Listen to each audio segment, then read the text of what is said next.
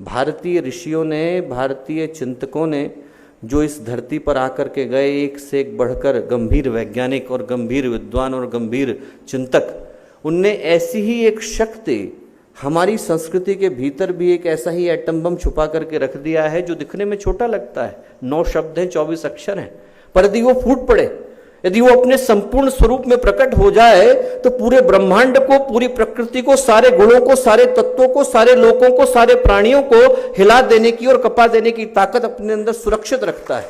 और उसका नाम है गायत्री महामंत्र।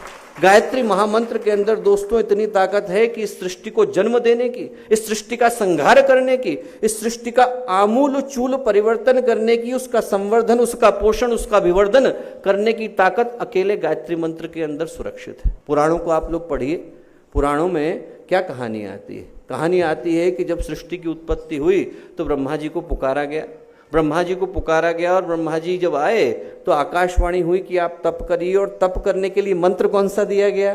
गायत्री का मंत्र। जब भगवान सृष्टि का निर्माण करते हैं तो किस शक्ति को पुकारते हैं? गायत्री को पुकारते हैं। आप रामायण पढ़िए, रामायण में जब भगवान राम ने रावण के ऊपर तीर चलाया, निष्फल गया, कोई लाभ नहीं हुआ। उनने महर्षि अगस्त्य से आदित्य हृदय स्तोत्र मांगा, और आदित्य हृदय स्तोत्र की शुरुआत किससे होती है? गायत्री मंत्र से होती है। आदित्य हृदय स्तोत्र को अपने बाण पर धारण करा, गायत्री मंत्र को हृदय में धारण किया, और धारण करने के बाद जब भगवान राम ने रावण के ऊपर प्रहार किया तो रावण नेस्तनाबूद हुआ। जब भगवान असुरता का संहार करते हैं तो किसको पुकारते हैं? गायत्री को पुकारते हैं। आदमी कॉमन सेंस लगा करके देखे, जरा सा सामान्य सी बुद्धि लगा करके देखे कि जब स्वयं भगवान सृष्टि का निर्माण कर रहे हैं तो किस शक्ति को पुकार रहे हैं? गायत्री को पुकार रहे हैं। जब भगवान असुरता का संहार कर रहे हैं, स्वयं भगवान संहार कर रहे हैं, तो जिस शक्ति को पुकार रहे हैं? गायत्री को पुकार रहे हैं। जब भगवान वेदों का ज्ञान निःसृत कर रहे हैं तो जिस शक्ति को पुकार रहे हैं? गायत्री को पुकार रहे हैं, वेद माता।